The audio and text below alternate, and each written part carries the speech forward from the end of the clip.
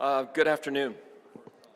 My name is Ted Maris-Wolf. I have the honor of moderating an all-star session this afternoon.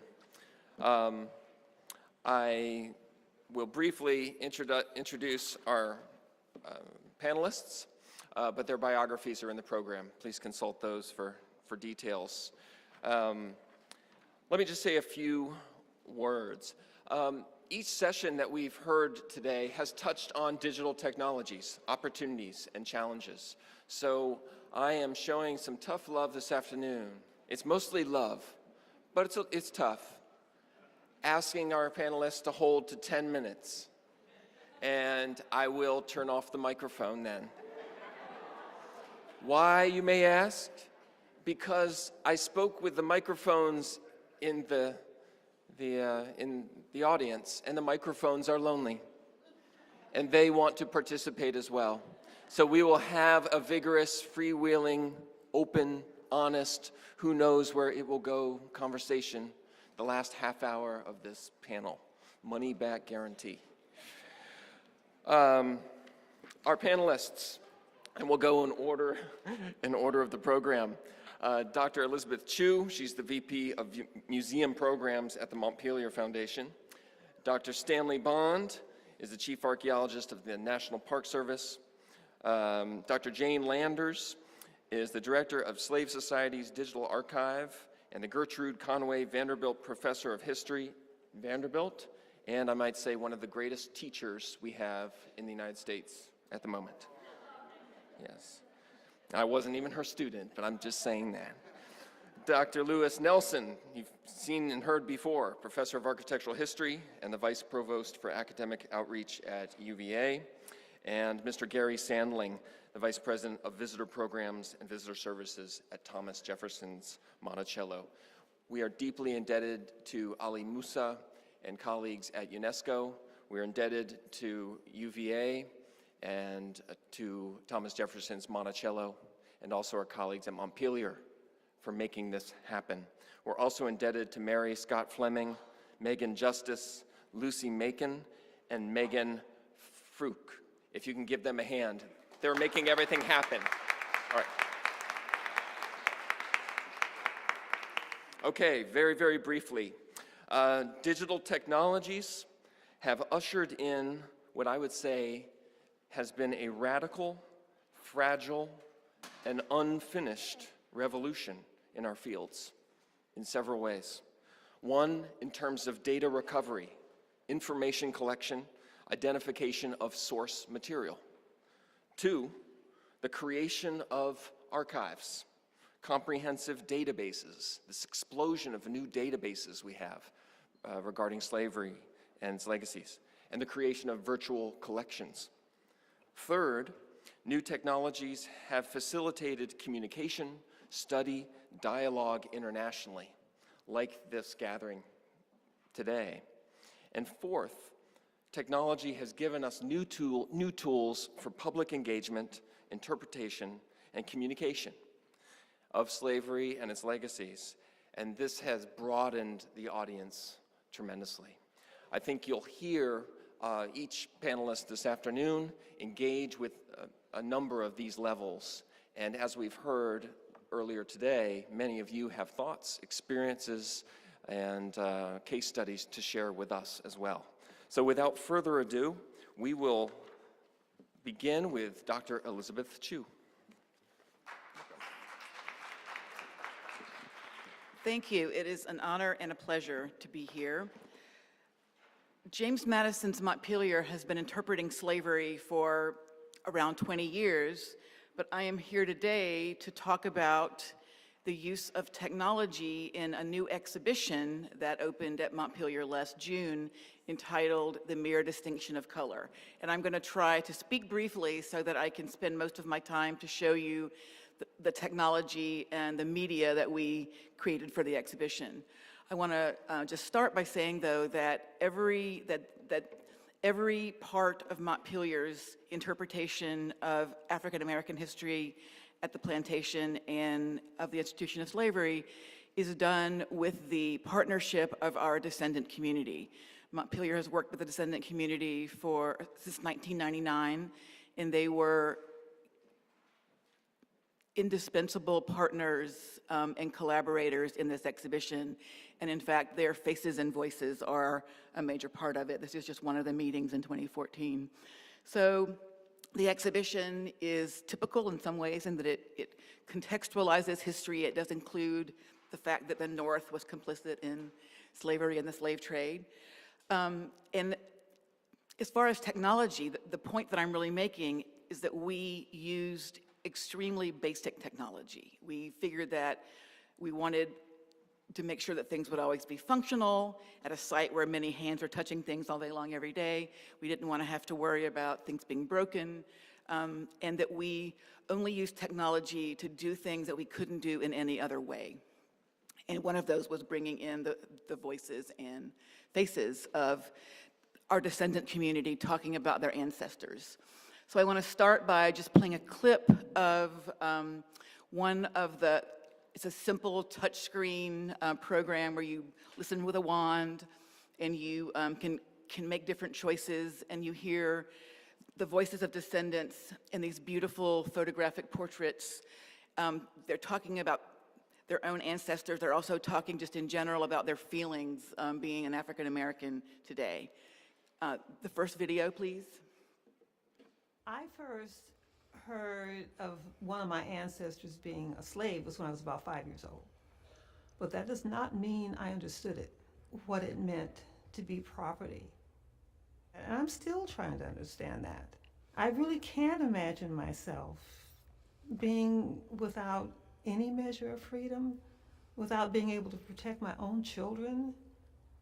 I am most proud of the ability of my enslaved ancestors to pull up some strength and to survive and to really be human beings in spite of the many efforts to deny their humanity.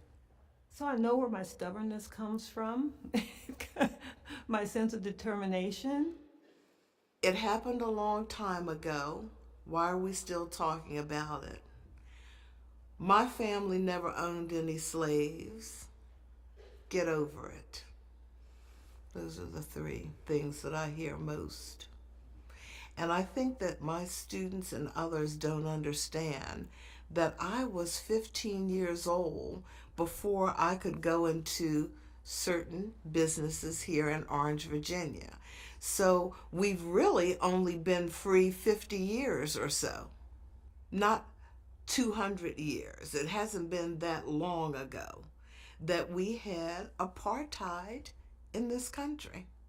I think with Montpelier, we're trying to look at addressing the people who were here and providing as much dignity to their spirits and to their history as we can.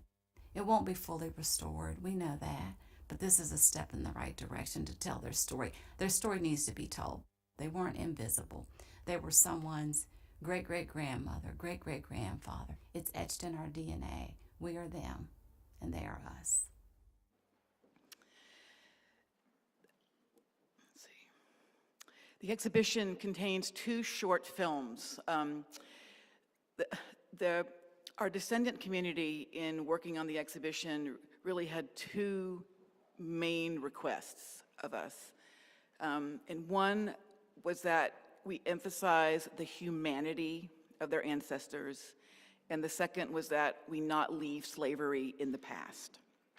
And this next clip that I'm going to show is from the film where we tried through using historical documentation of a family enslaved by the Madisons to suggest for contemporary human beings something of what it might have been like to know that any moment members of your family could be sold away. Your spouse, child, partner, uncle, aunt, grandparent, your friend. And I think that's something that contemporary people have such a hard time getting their heads around. So we worked with a master storyteller who took our documentary evidence and created this narrative, and I'm just going to play a short clip of it now. The second video, please. Hiding was one day a worry after another for me and for all those that hid me. I was still hiding when I hear Mistress Dolly sold my mother. My mother! Her maid since earliest days. My mother, the woman who provided for Mrs. as she grew weaker. My mother, who suffered as her children were sold to fill empty coffers and overcome debt. My mother, sold. My entire family cut off, scattered. The only thing that gave me hope was whispers that Paul and some others were making plans to help slaves escape north. A schooner called Pearl was gonna be our jewel to freedom. I determined to be on that boat. One evening, 77 of us secretly boarded and left Washington behind. With each passing moment, my fear fell away and freedom's hope rose in me. But the winds betrayed us. We were caught, forced back to Washington and jailed. I got word that Mrs. is set to sell me, so here I sit, remembering Ben sold down south, William dying without Mama near, my sister separated from her children, Mama sold away despite a lifetime of service, and all those other families broken up, sold like animals. And then I want to show a clip of one last film, and this is the one that Dewati kindly showed the slide of in the previous session, which you see on a 5-screen sort of installation at Montpelier. And this is our effort to communicate, to talk about the legacies of slavery, which I think is something that is not done very much at historic sites currently. So I'm going to show, this is sort of a central clip in the middle of the film, and I want to emphasize that this was created and opened on June the 4th, prior to the events in Charlottesville of August 11th and 12th. Can I have the last video, please?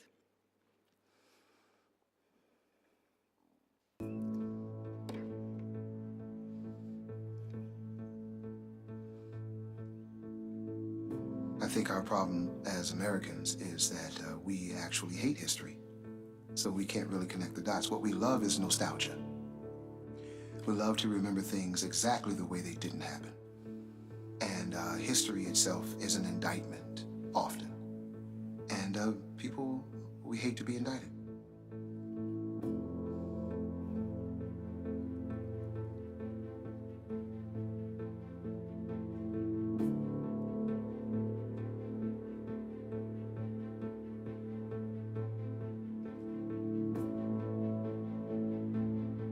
Don't shoot him. Don't shoot him. He has no weapon. He has no weapon. 4 black heads inside of one car, pumping one hip-hop album, 10 decibels too loud, driving 10 miles above the speed limit through one residential area will always equal one guaranteed pullover by 2 racist cops.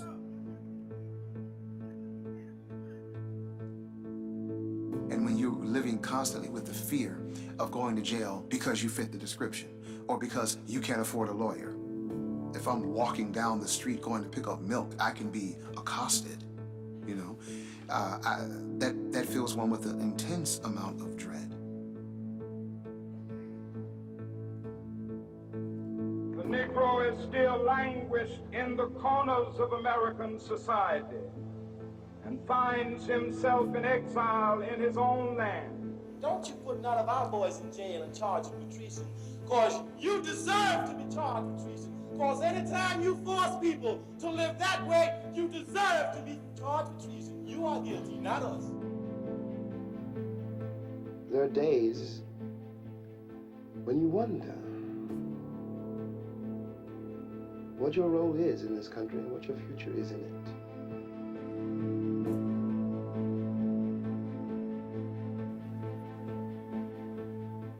Amazing grace. Amazing grace. May God continue to shed his grace on the United States of America. So please come visit Montpelier tomorrow or Wednesday afternoon on the bus trip. I look forward to questions and conversation. Thank you.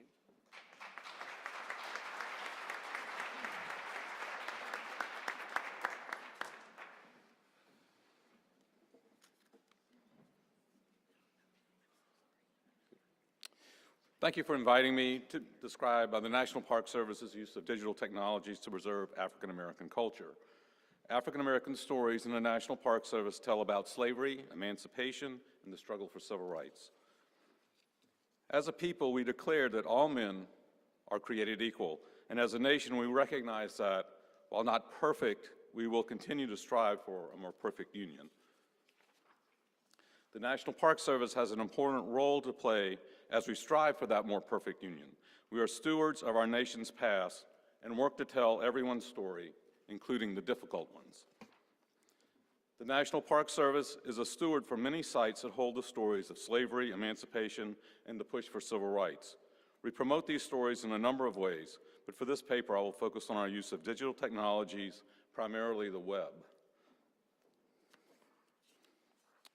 All of our national park sites have a web presence, and many use social media, online videos, and other digital resources as well.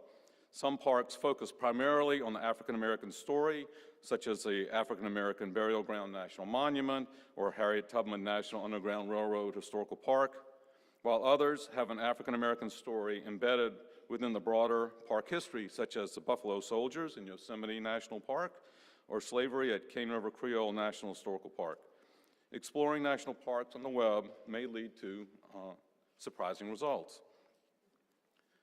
The National Park Service has a new web content management system that is easily searchable, in this case using the term enslavement.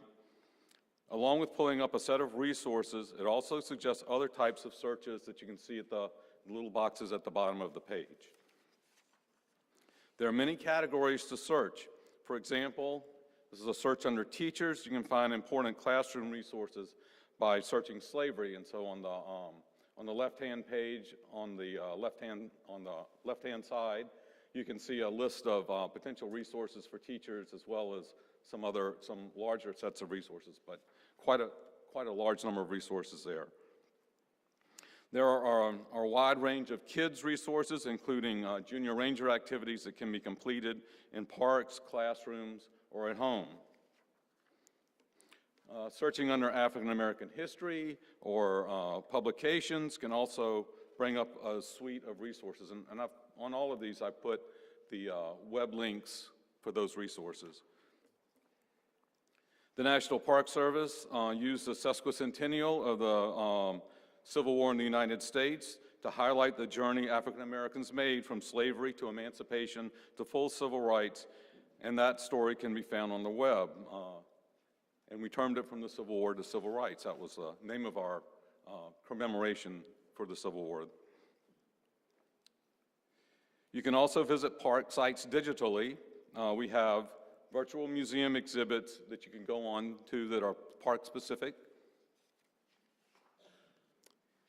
And you can also take virtual tours of parks and find images of specific park sites as well. The Cultural Resources Geographic Information Systems program is using digital data to create story maps, including story maps on the African American experience. So this specific story map interprets the African American 37th Infantry in World War I in France. The National Park Service's Common Learning Portal can be used both within the Park Service and also by those of you outside of the Park Service for staff development and training. So here are some of the results that would come under a search of slavery on the Common Learning Portal. The National Register program records historic sites in districts of local, state, and national significance, while the National Historic Landmarks program are the best and most significant sites at the national level.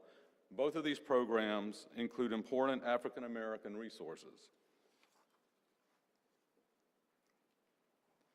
Travelers interested in African American topics can find heritage travel itineraries based on the National Register and National Historic Landmark sites, and these sites are both inside parks and outside of national parks. Itineraries may include specific African American stories, such as Underground Railroad here, the Amistad story, or incorporate African American sites in a broader heritage context. While I have highlighted our web digital resources, we also use social media like Twitter and Facebook. I don't know how to use them, but other people do, to reach out to a broader audience. Most parks use these digital sites for broader public communication. Now, as you may have noted, much of the National Park Service's interpretation of the African American experience deals with perseverance in the face of adversity or stories about successful African American individuals. So in a sense, kind of feel-good stories, if we can really put it that way. But what we're not fully interpreting is and as I think, as we saw from our earlier presentation at Hampton Plantation, what we're not fully interpreting is the institution of slavery, the brutality of slavery, and the everyday lives and conditions of the majority of enslaved people. And it is a very difficult story, and it's a very disturbing story. And it's one that's often not acknowledged by the broader American public, and I think Dr. Brown probably had the very important things to say about this in an earlier presentation. But the National Park Service will continue to preserve these sites. We have many, many sites with African American stories, and perhaps over time, we will have a more robust interpretation of slavery. So is it a bridge too far? I believe that the National Park Service is actually up to the challenge. So, thank you. And I think I stayed within my 10 minutes.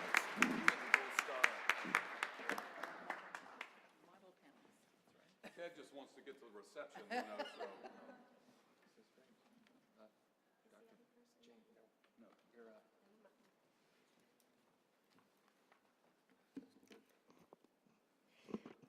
Thank you for having me, and I'm so glad to be here with old friends and new ones. And I thank our host, as everybody else has, for the wonderful reception.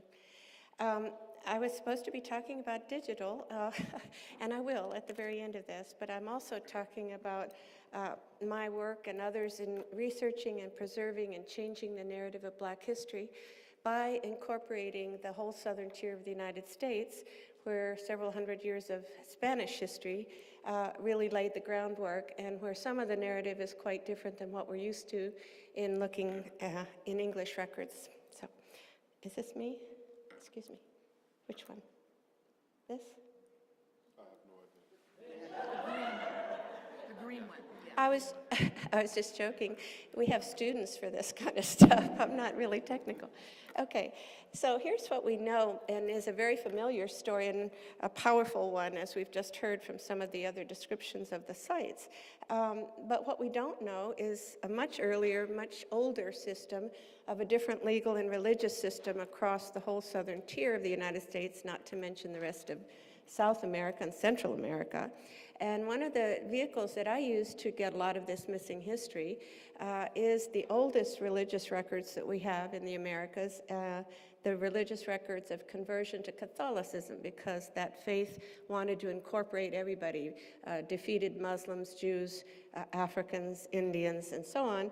And were I able to go back to Spain, I'd be able to probably find this religious record from the 13th century, but instead I'll use this image to show white godparents and a Catholic priest incorporating this sub-Saharan African into the Catholic Church, probably in Granada.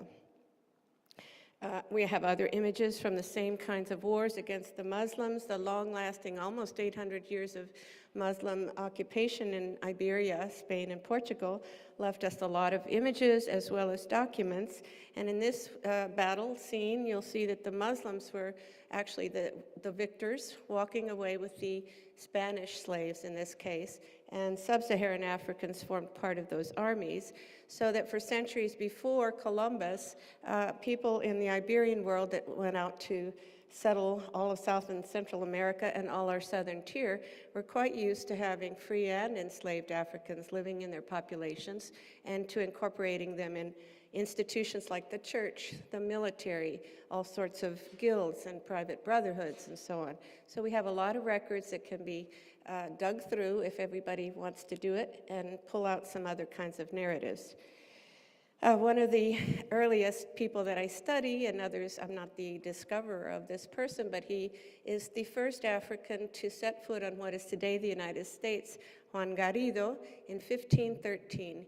He'd already had a very interesting life in Africa first, Portugal next, Spain next, Hispaniola next, Puerto Rico next, Mexico, Florida, California in search of black Amazons, and finally back to Mexico. And he appears in these images that the Aztec artists were interested in him as the page of Cortez. He's in a number of these, but we also know he was a literate man who would write to the King of Spain to report his services and request the privileges and rewards of such service. The first Africans that we know that succeeded in trying to help settle the United States came up from Hispaniola, which is now the Dominican Republic, and settled in San Miguel de Gualdape, which is probably South Carolina, Georgia, never been really discovered yet, 1526. Other explorers, free and enslaved, went all over the Southwest and down into Central America. This is one expedition that we can track. Again, an African man is one of the people who survived this epic trek. And then as a graduate student, I had the good fortune to work in St. Augustine, where I met Stan many years ago. And I got money from the Black Caucus of the state legislature to go and do this research in Spain and come back, and with that we got also money for the archaeological explorations of this place and of the people who lived there in Spanish Florida. And this is one of the characters who had been shipwrecked on the western coast of Florida and lived among the Indians for 8 years and becomes a real geopolitical asset to the Spanish when they come up because of his knowledge of language and culture. Another man that I track is a free mulatto store owner and a corporal in the militia. We have a lot of these individual stories. I have no idea what they really look like, but this is what the artist did. Another man convicted in Havana of uncertain crimes and sent in exile to Florida, where he becomes free, owns a shop, and ends up in the military. A woman, we don't get them as much, but in the Spanish War we get women and children who are allowed to testify of the age of reason. Isabel was a baker in St. Augustine, free, and we have records where she would take people to court for, not paying the bills. Finally, there are enough people of African descent in the colony of Florida, and most of them come running away from South Carolina and Georgia. So the first Underground Railroad is actually south, and as Stan said, the Underground Railroad platform that you could see on the NPS site would have Fort Mose, the study I produced way back when in the graduate world. But enough people are running. The governors of Florida are asking, what should we do with these people? And this is the final decree. Religious sanctuary is the way you get free if you're running south. Leave a Protestant area, go to a Catholic area, swear loyalty, and you become free. And it sets off a trigger reaction in the Caribbean. Anybody from a Protestant Dutch island or English place can also run to a Spanish place and request this religious freedom and get it. And so the town was enough people finally that they created it. Basically, they call it a village of new Christians, like an Indian town would be, where you would be converted. It also had its own free black militia. The Mandinga captain of this place is Capitan Francisco Menendez, who is also literate, also writes to the king, also requests service rewards and that sort of thing. So it's a little bit different. We have all these materials to work with, including some wonderful maps. We imagine what life was like from the documents, and people portray it. Many of the men were cattlemen and also planters, but Capitan Francisco Menendez, that I'm working on now, becomes a corsair for Spain in the War of Jenkins Ear. He's all over the Atlantic. He wants to go to Old Spain to see the king in person because he didn't respond to his requests, and he's going to talk about it. And he gets captured by a British ship and tortured and sold back into slavery in the Bahamas before finally getting free and getting back to Mose. My little town was called Gracia Real de Santa Teresa de Mose. People say Mose. And that's Capitan Francisco Menendez. Eventually, when the British will take this colony in treaty, he takes the whole community to Cuba, where I also track him. He's given land as a reward for his service, and all the people in the community get land again and start again. So the War of Jenkins Ear, he's involved in all of these global events. It's sort of like I invented him. Artists have made pictures of a big battle at Mose, which was in 1740. Documents, again, his letters to the King of Spain. Artists rendering that included archaeologists, engineers, and other people, including us, to try to figure out what the site looked like. And eventually archaeology, Representative Bill Clark of the Black Caucus got us the money, and Dr. Kathleen Deegan, who was my mentor and professor, led the dig. These are some of the artifacts that we got from it. It was a military site, short-lived and under assault all the time. So these are the kinds of things we get. We eventually got a museum exhibit in 1991, and we donated it back to the community, and eventually we got the property, so it couldn't be developed. We created a museum there, and we donated all the museum that we had in 1991 back to the community. And here, if you go to St. Augustine today, I hope you'll go a little farther outside the walls and go see this exhibit. And this is what it looks like inside. As far as digital, it's very basic, as Elizabeth also said, so that we don't break down a lot. But you can stand under a sort of a halo and have the actual character that I've researched speak to you and tell their stories. Now the signs, I'm sorry, 1 minute left. Now the signs are all over Florida, so this place at least is now recognized as an historic site.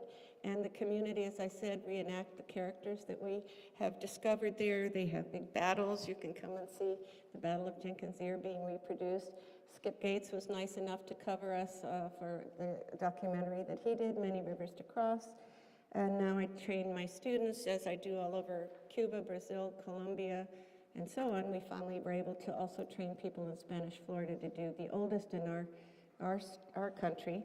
We have now about 500,000 images of this ecclesiastical and notarial sources, the oldest in Spanish Florida dating from the 16th century forward, of Europeans, Indians, and Africans. And altogether, we're guesstimating now 4 to 6 million Africans are represented in the Slave Society's digital archive, which is online, free for everybody to use at Vanderbilt's special collections. I hope you will. And we're just saying we've got lots more to save, and this is what our current iteration of the project looks like.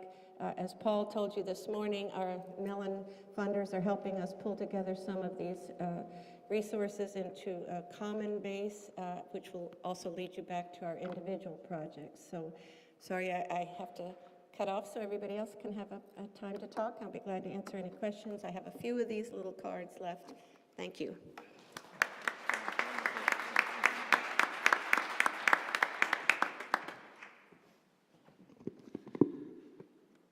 Good afternoon, everyone. I'm waiting for... Good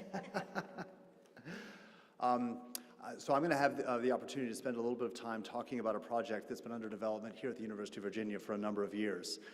And one of the things that will differentiate this work from the work that's come before is that this really is sort of midstream, where this is a project that's been under development for some time and will be many years in the continuing development.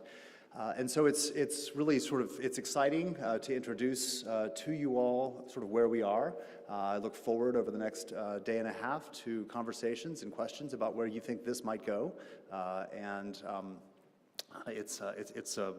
me, it's a really extraordinary project. This is one of the pavilions here at the University of Virginia. So this is one of the 10 buildings that are actually behind you down the lawn. And when you go to the reception in about half an hour, you'll see all of these running down. The pavilions are historically interpreted as the residence of the professors at the University of Virginia. The upstairs was actually the apartments for the professor, and the downstairs was the classroom, right? And this is how we've often talked about the pavilions at the University of Virginia as two-story buildings. But in fact, they're not two-story buildings. They're three-story buildings. One of the things that a few years ago we first turned to were the census records. By and large, we actually had census records for the academical village as part of the decennial census. And when you turn to the 1840s decennial census, it turns out that there's a white family of 5 that are living in this building, and they show up in the first half of the census. Oh, I cut it off. Oh no. Is there a way for me to go back? Well, so you have to imagine the second half of a census here, which I apparently have cut off. But the second half of the census reports 18 enslaved African Americans living in this same building, right? So it's not just a singular building with a family of 5. By the way, it's a building housing 23 different people. Where, in fact, are they? And that brings us to this the sort of recognition that these pavilions are, in fact, not two-story buildings, but three-story buildings. There's a whole landscape of spaces, of kitchens, of bed chambers, of smokehouses, of outbuildings that we've never paid any attention to until the last 5 or 6 years. And so what we're thinking about now as the University of Virginia, in fact, is the University of Virginia is not just an academical village, but it's also a landscape of slavery. And what does that mean? As we opened our eyes to asking these questions over the last 5 to 7 years, we've come to recognize that the academical village, as it's represented in this 1850s lithograph, in fact was littered with all kinds of other buildings that filled this landscape. There were smokehouses and kitchens out behind these, all of these various buildings. And so what we've done over the last 3 years has been a really intensive analysis, both archaeological, subterranean, looking for the fragments and the residual effect of all of these various outbuildings in the gardens, but also I'm trained as basically a building archaeologist, and I'll take my students and we crawl through attics and we're crawling through cellars, looking for physical change, either by African Americans in the spaces of their living and their working, or changes to these spaces that helped to actually facilitate the everyday lives of African Americans in these spaces. So the very small changes in nails, a few changes in bricks may actually help to signal how these spaces changed over time. And so we've spent the last 5 or 6 years looking at these spaces not just as leftover spaces, but in fact as repositories of evidence of the everyday lives and lived spaces of slavery. And so as we have been collecting that, we have also been partnering with a project that's been under development for some time called Jefferson's University, The Early Life, JUEL, J-U-E-L. JUEL is a massive data repository. Some years ago, and actually Worthy Martin is standing at the back here, and he's been a lead agent of this. Some years ago, we started scanning and digitizing all of the records of the early university. So from 1817 up through 1865, any record that's faculty record, faculty letters, student letters, student diaries, any kind of written record is being transcribed and dumped into this database so that we can actually do cross-sectional analysis of this immense repository of data information. What we've done over the last 4 years, or so, well, 3 years really, is we've begun to develop a digital representation of the academical village as well, right? So that our digitization of our records are not just the digitization of the text-based documents, but the landscape itself is also a repository. It is also a record. And one of the things that has forced us to do is we're going through and we're actually building a digital model of the entire academical village, and you can see that at the top there. We've gone through and we've done reconstructions of each one of the 10 pavilions, accurate to a ½ inch. These are incredibly accurate digital reconstructions.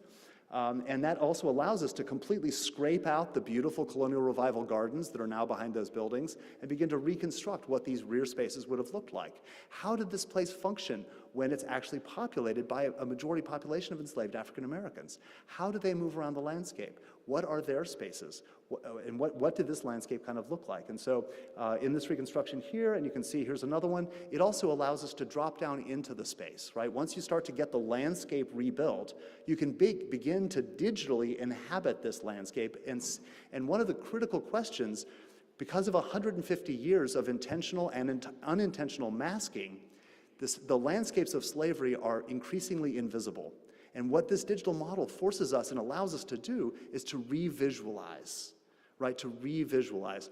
And just a fundamental question is, what can actually be seen from where, right? Because surveillance, the gaze, is an active agency and authority.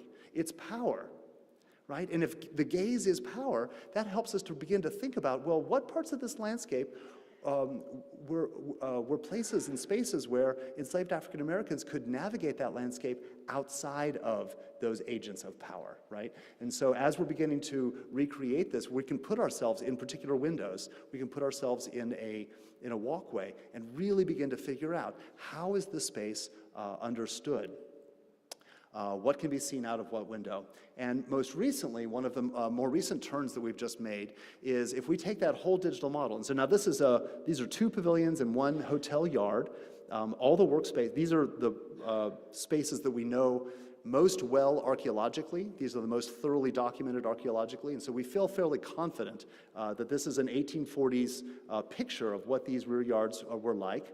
What happens when we in fact make the yard 2 a.m., which means it's pitch black, and you put a light behind all of the windows that were occupied by white people? Turn those lights on, and those lights then shed a light into the yards, which means that those spaces that are hot spots in the yards, as you can see in this image, are highly surveillable. But by contrast, those spaces which are dark spots are spaces where officially illicit activity, relationships can happen. Those are the spaces where African Americans, in the context of slavery, were allowed to live their everyday life outside of the gaze of authority, right? And that may then drive questions for us about future archaeological excavations. And so here we see, through this digital model and through this reconstruction, the historical record, the archaeological record, the architectural record, and then also the social record of politics, all in conversation in each one of those bits of information, informing the other parts of the project. So this raises for us all kinds of really interesting questions. The Academical Village is a beautiful place. We're a Tier 1 research university. We love to be able to talk about all those kinds of things. But this Academical Village is also a landscape of slavery. And the development of this really powerful digital model raises for us all kinds of questions. Now, when we're using this largely as investigation, it raises questions for us that are ethical about how do we then present this to the public, right? There are emotive questions. Is it ethically appropriate for us to try to imagine spaces of slavery? So those are the other kinds of questions that we're going to be pressing into as this project continues to unfold. And those of you that are interested in going to the Scholars Lab tomorrow between 10 and 4, we've just last week actually put together our virtual reality technology and this particular digital model. So you can go stand on a carpet, put virtual reality glasses on, and begin to actually experience this model. This is not something we do for the public. This is just for you all. But because these technologies are actually talking to one another for the first time last week, we thought we'd make that available to you all. So thank you very much, and I look forward to questions you might have about where you think we should go with this project.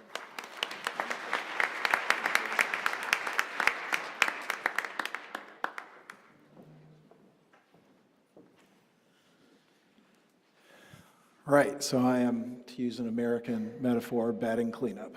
All right. So what I'd like to do is talk a little bit about a case study. For Monticello, we've been interpreting slavery in various means for about the last 25 years. We've got about 50 years of research, and through that process, we've developed a variety of tools as we help broaden that story, make it more complex, and engage more directly with the story of enslaved people in slavery in ways that are more and more provocative. As part of that process, we've done more to restore the landscape, but we also know that we'll never restore it in its entirety. We'll never encapture, short of any kind of digital recreation along the lines that Lewis is talking about, in full. You can't go back. So we look for a variety of tools to help tell that story. So 2015, we launched our first mobile digital tool to do that. We launched an app. So I want to share a little bit with you about that process, and briefly, and to talk about how we put it together, and then what sort of worked well and what hasn't. So also, share a little bit about the results. So I'll move really briefly through this, talk a little bit about goals, talk about the stakeholder process, something that I've heard echoed many times actually today, a little bit about testing and design, and then what happened. So to do that, some of the goals, we wanted a lot of layered content. So not just in terms of top level, like an exhibition panel with, the big idea and then a lot of detail, but also layered in terms of types, photographs, video, audio, as well as text, and not make it too text heavy, because it's really not what it does best. We wanted multiple voices. So that is the voices of experts, but also the voices of descendants, the voices of actors who would portray the voices of enslaved people. We wanted there literally to be a multitude of voices so that you're not hearing just one particular dominant narrative, one particular point of view. We wanted multiple approaches, so how you dive into the information. And we wanted really, and this to me is the only value of any digital tool, tell compelling stories. The technology is only good if it does something as, I forget who, but it only does something good if it tells a compelling story, I think, as the Montpelier examples showed you very powerfully. And then we want to measure it. The nice thing about digital tools, actually, which can be also a little creepy, but you can measure engagement. You can actually see what people are doing. So that's what we wanted. And we also wanted to have people use it. We wanted people to use this app. You can download it today. You can play with this and try it out as well. And then we have cards in the back if you want information about how to do so. So, process. We talked to a lot of people. I'm not going to talk about any of the technical aspects of this. If you want to know any of that, happy to bore you with it, but that's not what we're going to do. We talked obviously to our internal and external experts about the content, but also to our interpretive staff. What do we know resonates with, what do we know connects with the people who visit? What do we know we get feedback from? What do we know that works? We've been doing outdoor walking tours about slavery for 25 years, even though I read in the newspaper all the time that we just started last year. Media folks love, they love a pivot, they love a good story, but we've been doing that for a while. We've gotten better at it as we go along. We still have more to learn, but that's part of what we looked at. And we talked to affinity groups, including descendants. For about 25 years, we've also had an oral history project of descendants of Monticello slaves. They played a role. Their voices are literally in the app. So we used those to help fashion it. And then survey work. I'm the guy at Monticello who's responsible for trying to get the feedback. So we used a lot of visitor feedback. Samples of that feedback here. Just a couple of things pulled from I'm not trying to go that fast. Samples, and they run the spectrum. The first one says, gosh, I like that it's more layered. I want to know more about the lives of enslaved people. Second one, it was terrible. The tour was disappointing. There's got to be more. There wasn't anything left but a chimney, right? The landscape is gone. You got to do it better. So, we use that information to help fashion what we did. In terms of design, so we looked at some ways to try and dive in, and there are three basic ways to dive in, and that has to do with the place. Mulberry Row is a 330-meter long lane that contains buildings and ruins of buildings, and the signage of what the structures that were there, 40 years of archaeological work. So one way was, what are you standing in front of, to use the place, but also people. So there are the stories of 14 people, including Jefferson as a slave owner, but also the lives of enslaved people. So those stories are there, but also themes that address issues like living and working conditions, racial identity, the question of passing. This is a question for many, for the Hemings family in particular, but also others. What did this mean? Things like resistance and punishment. So we knew different people would want to dive into this information by different means. You can follow the lives of people, you can trace their stories, you can listen to audio. Isaac Granger, for example, leaves a memoir. A Presbyterian minister writes this down late in his life. It's in UVA Special Collections. We took excerpts from it, had someone give dramatic reading to them. You can listen to those stories. And then one of them, he talks about being a child, and Archibald Carey visiting Jefferson, who's a member of the planter elite like Jefferson, and he talks about if you didn't open the gate fast enough for Carey, he would whip you. And he talks about, I got more whippings from Colonel Carey than I have fingers and toes. He talks about that as part of his experience as a child, so you can listen to that story. But that also links to then the section about resistance and punishment. So you can follow that thread. We love all that. I'll skip.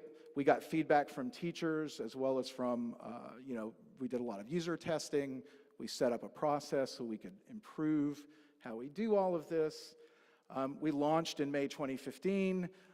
My friends in marketing, who are much more clever about this stuff, created lots of nice print graphics, and we had media coverage. We got some nice coverage from the National Public Radio's All Tech Considered in August. That's important, remember that, August 2015. Got some nice write-ups in the American Alliance of Museum blog, all of that. We did some assessment later. We learned a few things. The usage rate was still low. What percentage of visitors in Monticello do you think download an app? 20%? Linda's a ringer. What do you say, Linda? 2%. You almost win. If we're playing Price is Right so far, you're going to be the winner. I'll show you in a minute. So Linda says 2%. Keep that in mind. Usage rate's low. People love the audio. Navigation works. And the analytics tell us what's the most popular. So never mind the numbers there, the exact detail. But you see the big bumps in the beginning? That's all from... The big bumps in the beginning are from the media coverage. That's the total usage from the time we launched until about a week ago. So you sort of get the idea of the trend. Total uptake rate is about 3.5% to 4%. That's about, so yeah, not bad. Pretty good guess. We'd like it to be more, but there are multiple barriers to this. We know that people love the audio. These are just the topics that people like to really access, and if you notice, a lot of them have to do with resistance. They have to do with punishment. They have to do with the ways in which, in some ways, they have to do with some of the sites that people visit. They also have to do with, if you can see one of the audios at the bottom, Mr. Jefferson's concubine. That's an excerpt from the life of one of the children of Sally Hemings and Thomas Jefferson, Madison Hemings' memoir. So there's an excerpt there, read by one of his descendants, actually, their descendant as well. So we can kind of see the topics and items that people access the most. For us, the takeaway here was it was a good experiment for us. It's still out there. It's used in classrooms. We'll continue to improve it. We'll add content. We'll build it out.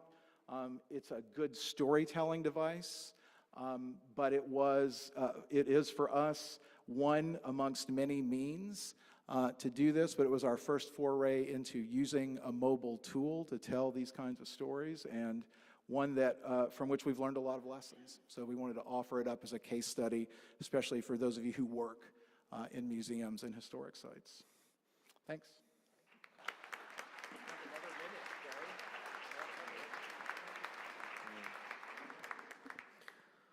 All right. This was an impossible task, but they did it. Remarkable people. Yes, worthy of applause. If you have questions, you want to engage in the conversation, There are 3 microphones. Let's inaugurate them. A few quick points here. Technology, radically changing our fields in fragile ways, can be unplugged, can be updated. When I worked at Colonial Williamsburg, first thing I did was a census of databases that we had. We had over 50. The number that were completed, 0. The number that I could actually access using our modern equipment, 2. Maybe 3, 2. So fragile, this is fragile. Is there a point where it'll become too real, our representations of the past? How real do we want to make the past? I'm just throwing out some lightning bolts here. The future, what does it look like in 10, 15 years? Smell, sight, touch. How many senses are we going for here? And how does technology play into that? How do we use technology to specifically engage youths? This is one of UNESCO's priorities moving forward. And I'm gonna have to ask it. Are we beyond the point for museums or historic sites to simply do the right thing if it doesn't drive visitation and donations? So I'm going to be quiet. We will go. I saw you up in the microphone first. So go first. Deferring to this. Oh, okay. You're on. Just set me up perfectly. I have a comment that I'd like to share with the group. My name is Jana Shafgosh. I'm from Morven Park. We're a historic site in Loudoun County, Virginia, Northern Virginia. And playing on the back of the historic sites and this digital presentation, we've launched a new project that we're looking for collaborators. We have over 50 collaborators so far and hope to have more.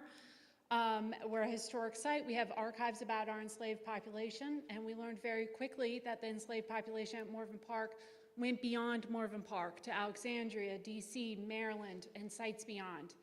We've decided to create a genealogical database for the entire enslaved population of the United States from 1619 to 1865, using the archives at historic sites, historic societies, other archival repositories, because we know that as we take pieces from each place, we can put together the birth, death, and life of many of these individuals. And so we're looking for help and guidance and mentorship. We have a prototype of the database. We're talking to software companies right now who are interested in developing it for us. And we are just pulling together a team to do this regionally. We will send researchers to you, and we're looking to answer the main questions of who are you, when are you, where are you, and who do you love are the guiding questions for our project. So just putting it out there to the group as a way for our historic sites to kind of give this history back to the community that it belongs to, as well as to really open the door on what slavery was at a personal level for the enslaved and the enslavers. Wonderful, thank you. You'll be invited to this conference that we're scheming, the Frustrated Conference Panel. We need our own conference. We've got some, thank you. Yes?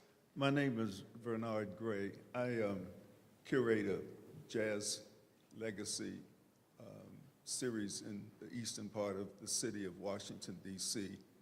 I'm developing a project called Black Gatherings that really looks at more contemporary history as opposed to past history in the last 50 years or so, 60 years, where we identify places or events in which we gathered or charismatic individuals in which we gathered to create historical markers at places that don't, in some cases, a lot of them no longer exist. And we're looking to use augmented reality technology as a way of informing people when they visit those sites. And I wanted to know if any of you have had any experience with that, or for that matter, anybody in the audience.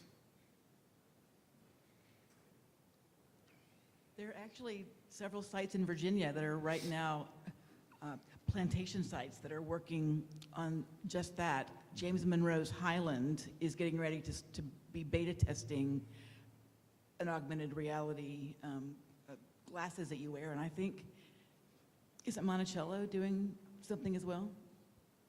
And I think Mount Vernon is also. That's right, and Mount Vernon is involved. So there is a company that's doing some testing that claims to be the first one to be doing that, this particular technology. There's also, you know, there are phones.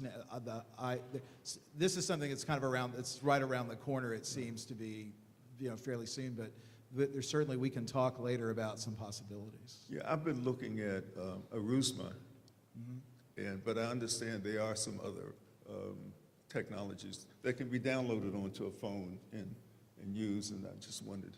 But we have, but we have not adopted any yet. And developers we've talked to, we really, just speaking for Monticello, we often try not to be on the front bleeding edge of some of this simply because we want it to work. I know that sounds, you know, when you have, we want to make sure that whatever we're using is pretty reliable. And I know that sounds unimaginative, but it is an important value for us. I don't see her. But Lisa Riley, a professor here at the University of Virginia, actually worked in the Ashland Highland project. And so I'll try, if I see you both tomorrow, I'll put you and Lisa together, because she's really did a great deal of sort of deep dive work on the technology side for augmented reality. Well, I have seen the use of Archaeologist in DC with muralists who have used it for that purpose, but I just wanted to know about other people's experiences. Thank you. Appreciate it.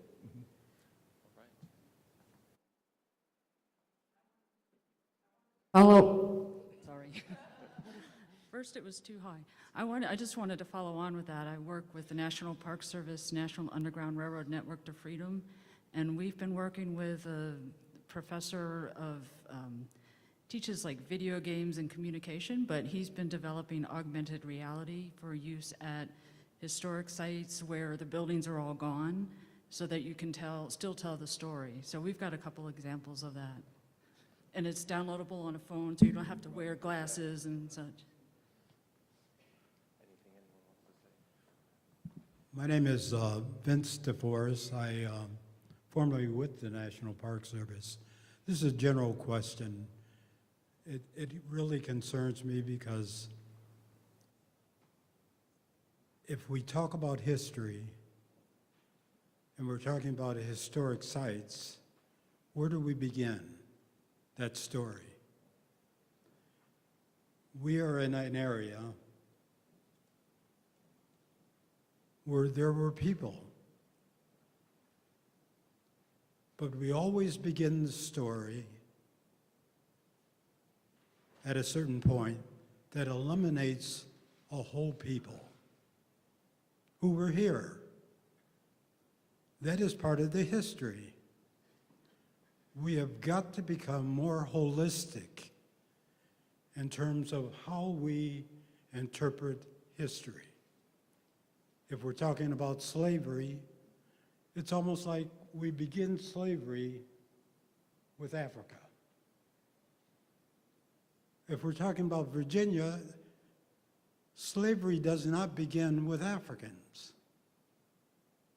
It begins with Native Americans. A whole people have been erased out of the equation. How do we deal with that? I've got a lot of other questions, but I'm hungry.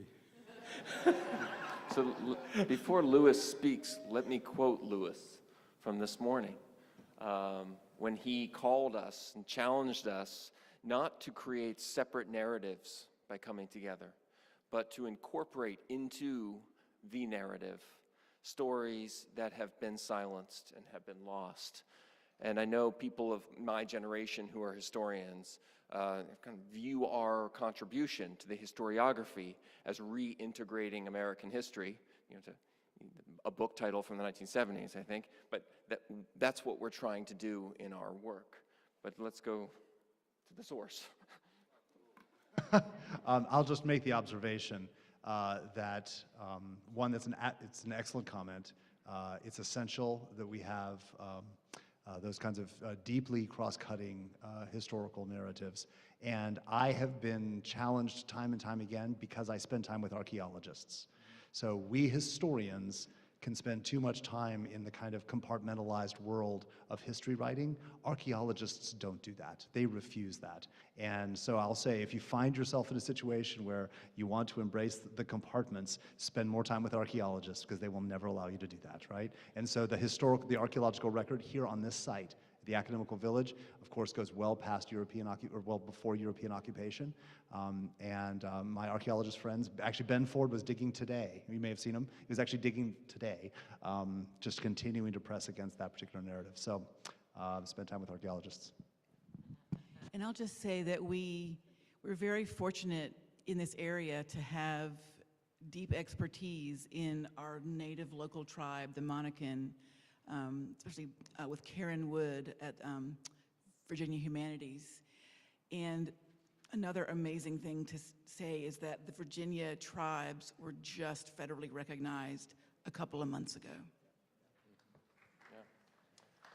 How about our archaeologists? I think you have something. Well, I just want to say that Peter Wood and his Black Majority noted that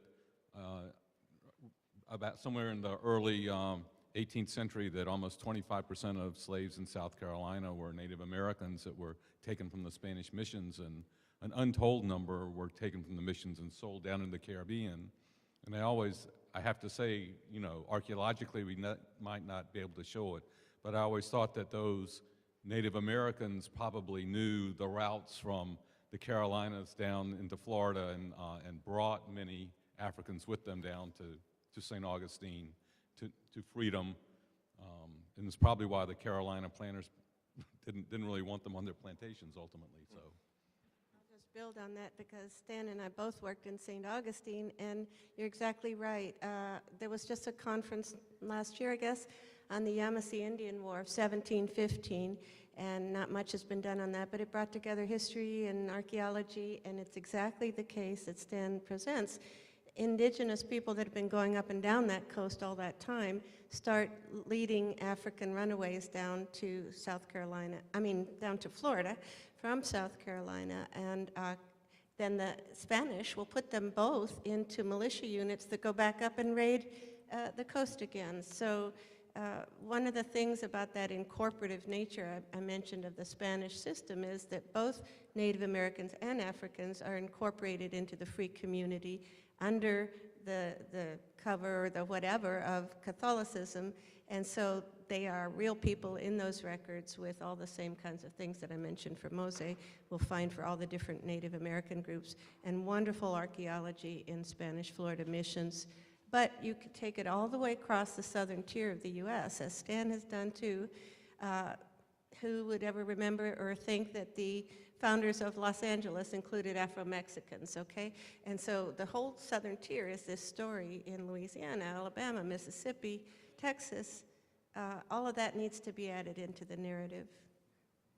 And before we take your question, let me just acknowledge Vince DeForest's contributions. Vince, for decades, you struggled to gain traction with the National Underground Railroad Network to Freedom, and you succeeded, and you're leading the way in how to do that. So you deserve our applause.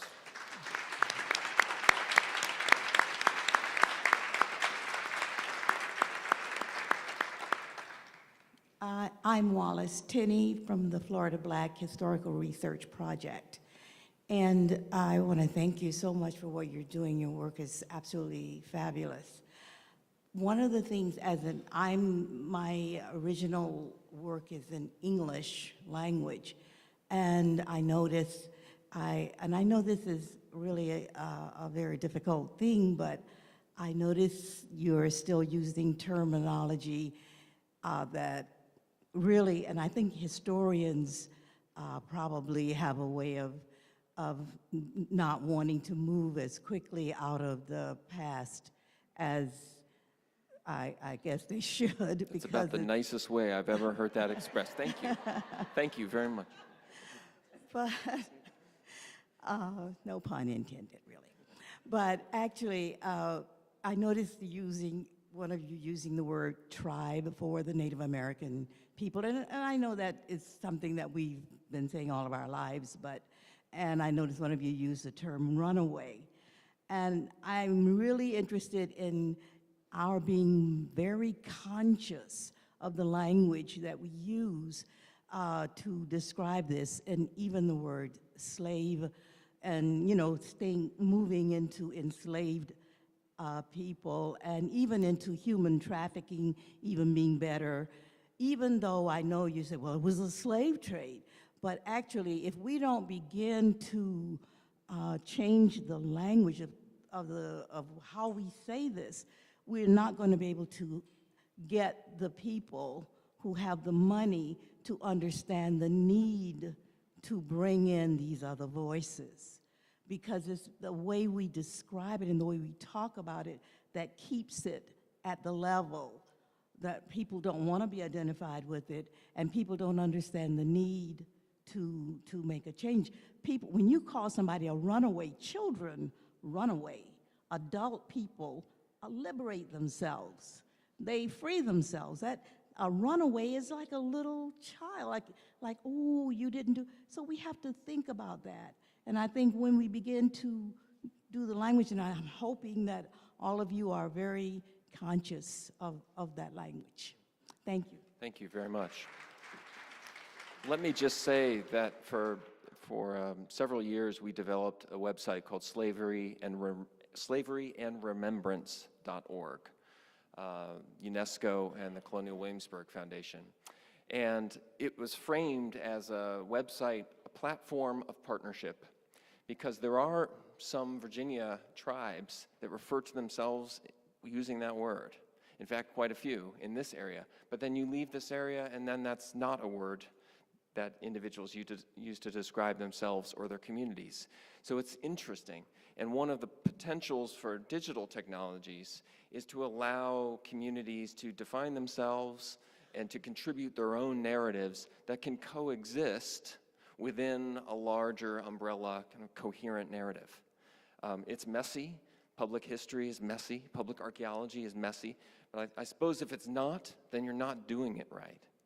And digital platforms offer a way to allow people to use the language, which we should all be sensitive to and aware of, in ways that speak to themselves and their identities.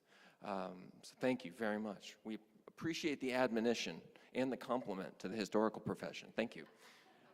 I think this will be our last question comment. Thank you. I'm Elizabeth Comer. I'm with the Catoctin Furnace Historical Society. I'm very short here, sorry. One of the technologies that we haven't talked about is DNA, and we have a project with the Reich Lab at Harvard, and we're sequencing the human genome of, well, we've successfully sequenced the genome of 14 individuals, and now we're working on another 15. We are working with 23andMe.